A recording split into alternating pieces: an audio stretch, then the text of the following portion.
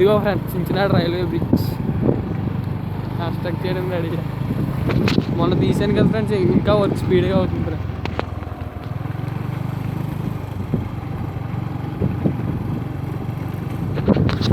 Chinchinada road bridge అది.